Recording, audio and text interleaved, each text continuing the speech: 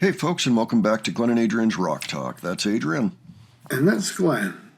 And today we're going to take a look at an actual Yungblud composition as well as performance. We've seen Yungblud once before when he was on stage with Ozzy and Black Sabbath. Actually, not at the exact same time, but he did sing Changes, and it was a big success, and we loved that one. But now this is actually one of his songs. In fact, it's one of the singles that dropped from his latest album, which is called Idols. It came out in June of 2025, for those who don't know. It was nominated for a Grammy Award for Best Rock Album. The song we're looking at today is Lovesick Lullaby, which was one of the singles. This comes from the Howard Stern Show. He was on there apparently in December. So I'm looking forward to that. I've heard only good things, really. I mean, I know it's not everybody's cup of tea, and some people have said they just don't like how much he swears in public, But I listened to an interview, really thought that he was much smarter than maybe people would give him credit for at first glance. He's actually quite an insightful person. And so I'm interested in the song. All right. Adrian, do you have any thoughts ahead before we take a look at this? Well, I saw him perform Changes at that Ozzy show, and he was dynamite on that. Yeah, very strong voice. Great job singing it. Somebody had mentioned auto-tune, that he uses auto-tune in a lot of his performances and maybe his studio tracks, and I haven't heard enough to know one way or the other.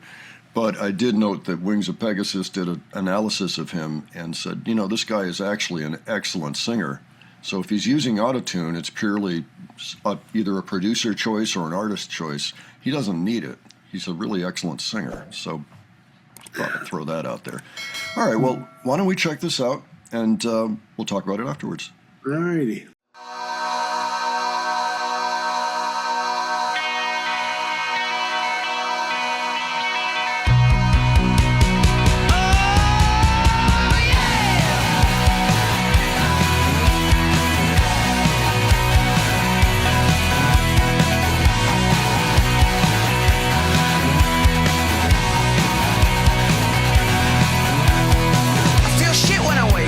Takes about 2 hours to make a come around. I'm not going for a breakup, but it feels like that today somehow.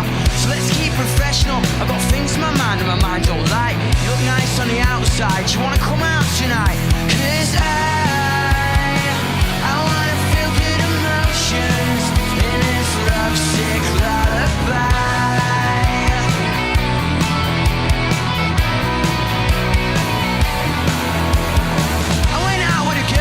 But I should have gone out for me instead.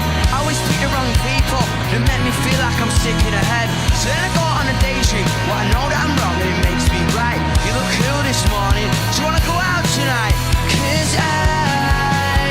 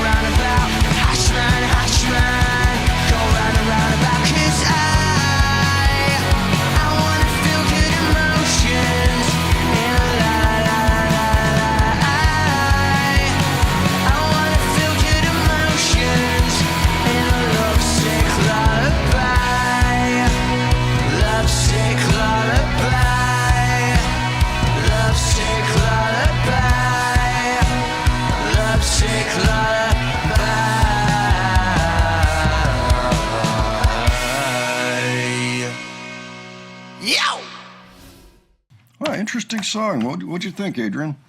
Oh, yeah, it was an interesting song. I guess first thing I want to talk about, I was impressed by simply the use of a 12-string guitar, but Yeah. it was a double neck guitar, first of all, and Yeah. it kind of had a sound. It kind of reminded me of like a '60s sounding guitar. It sounded like a Rickenbacker, but it looks more like a Gibson SG. Right. But, all that scores major points in my book. For sure, yeah. For a moment, I thought it was Jimmy Page up there with that double neck going on. I think he uses a similar. It's a 12-string on top, and so that's like what he would use Stairway intro. He'd play that up there, and then he'd go to the bottom for the solo and all that. Anyway, yeah, it looked like a Gibson to me. There was also a capo on the 12-string part at the 4th fret, which is kind of an interesting spot to put it. I mean, the guitar was really cool. The riff itself seemed to come from maybe even the 60s. Well, really any time in guitar rock from about the 60s on. It had a lot of, it had some psychedelia, I'd say. It actually sounded a little like something Oasis might have put out. Yeah. Kind of had that, not quite Champagne Supernova, but kind of a similar ethereal feeling behind it. He had that keyboardist who was also doing backing vocals. She had at least 3 keyboards back there. So she was doing a lot of things, I'm sure, including the very beginning, But so it sounds like it was probably in B. So being on the 4th fret, I'm not sure how that translates exactly, but I mean, in terms of the capo. But yeah, the band was solid. Definitely sounded like a rock band to me, There were other things about it. The spoken part. It wasn't a rap, but it was a spoken verse. And we've heard that before, even at that velocity, and I can't put my finger on who it was, but there are some artists that'll do that. They'll get into the singing part in the chorus, and they'll kind of speak out a thing during the verse. I mean, it happened a lot. I mean, you go back to Hot Rod Lincoln by Commander Cody and his Lost Planet Airmen. It's the same thing. It was kind of a similar style there. So, but I mean, I've heard it since Commander Cody, but that's just the, Yeah. I was thinking not only 60s, but also late 90s, perhaps. They've successfully done like a real punk vibe with their song. Also, they have all the beautiful elements of the late 90s, the hard rock, the groove, the happy vibe, a certain trippiness, like in psychedelia. There was kind of a neo-psychedelia thing going on. Actually, Oasis was part of that.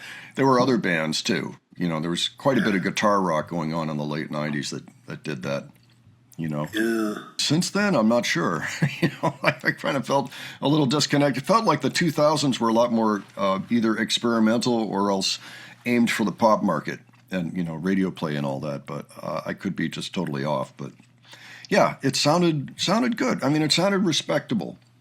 It might have been nice. Now, if I'm going to nitpick this song to death, what I would say is maybe it would have been nice to have a little bit more of a phrase, maybe something more going to a chorus. There wasn't really, and this happens with like blues songs. There's a lot of songs like that where you get the 4 lines of the verse or whatever. In this case, it's much more because he's talking it fast. And then there's usually some kind of a pre-chorus, and that sounded like what we were going into, and then there wasn't really a chorus that it went into. And there's, like I say, there's a million songs like that. But it might have been nice. Maybe we've been spoiled by the Warning or something, because they'll always stick a chorus there. I think it would have had even more impact if he'd done something like that. But I do think it's a good song, and I think it bodes well for his sound in general, because I had no problem listening to that. That was pretty good. When I was hearing him sing or speak, too, for some reason, I just started thinking of Johnny Rotten. It's kind of got that kind of attitude to it. Well, he is British. I mean, and his that's real, also. So that makes sense. Yeah, I mean, these are the, right there in England, I'm sure that the Sex Pistols are an even bigger deal than they are here. And they are a big deal here. I mean, they're recognized. But yes, I mean, Yungblud's actual name, just for the record, is Dominic Richard Harrison. So I think he's around 28, something like that. His first EP dropped in 2018. He had a lot of success back then. Had his first full-length 21st Century Liability right around that time as well, I think, if I'm reading this correctly. So he's been around. He's a bit of a veteran. That's probably why he's able to do arenas, because he had a pretty good size hit early on and has continued to make music that resonates with people. So he is from the area of Birmingham, just like Ozzy. So I'm sure that Ozzy figured into his... Yeah. Matter of fact, I know it did, just from the interview. Harrison stated that he was an opinionated child and felt that his energetic nature was often misunderstood. So he may have been a little bit too much for his teachers, might have been one of those guys. But hey, we're trying to conform into society and, get that square peg into that round hole, kind of a thing. We get that. And we hear that, we see that a lot with artists too. Anyway, he's doing well for himself. He's nominated for a lot of awards on a regular basis, and apparently had a close friendship with Ozzy, according to this. So very, very good. And for those still wondering, well, what is this guy really about? And actually, I heard a little Beatles in there too. I'm noticing their name up here. Yungblud cites rock, pop, and hip-hop artists such as Arctic Monkeys, Beatles, Cure, Robert Smith, Nirvana, Avril Lavigne, The Clash, Soundgarden, My Chemical Romance, hello. That's one of the Warning's big influences. Marilyn Manson, Lady Gaga, Lorde, Post Malone, Kanye West, Eminem, and Katy Perry. Also name-check singers Freddie Mercury, Mick Jagger, Elton John, hello, as well as the Sex Pistols, Chrissy Hind, and Sushi Shu of Sushi and the Banshees. Makes sense, really. He sounds like he was steeped in all the music we like, and then, of course, he's younger, so a lot of the other ones that are picked up by the younger artists today. Listen to me. Here are the young artists today. But the point being, yeah, okay, so that would explain it. And perhaps we ought to take a look at more of his music just to get a better sense of it. Because after all, he has been taking the Warning on tour with him. They had a very successful UK tour, and the Warning are going to join him on his American tour, the US tour. It looks like Seattle, May 15. There are some interesting artists bubbling up that I'm learning more about. And we'll get into that with future episodes because we're going to cover some of them. Any other thoughts, Adrian, before we close out? I was just also thinking of the riff. The riff was almost too simple, in my opinion, but I mean, nothing wrong with that because it worked as the central point of the song. I hear what you're saying. Yeah. I mean, it works, It I works. guess that's what I'm saying. Yeah, it works, and it's nice to hear a fairly strong guitar riff in a pop song today, from an artist that is doing well, in the modern world here, 20-something artists. So that's great. Okay. Well, folks, why don't you let us know what you thought of this? I know that there have been some split opinions on Yungblud, but give your thoughts on this song. If you listen to it with us, why don't you tell us what you thought? And if you have other suggestions for Yungblud for us to listen to, by all means, leave those below. Okay. And if you enjoyed this video, please give it a like. And if you enjoyed the presentation, please subscribe. All right. Thanks so much for joining us today. We'll catch you on the next one. All right. Take care, folks. See you all later.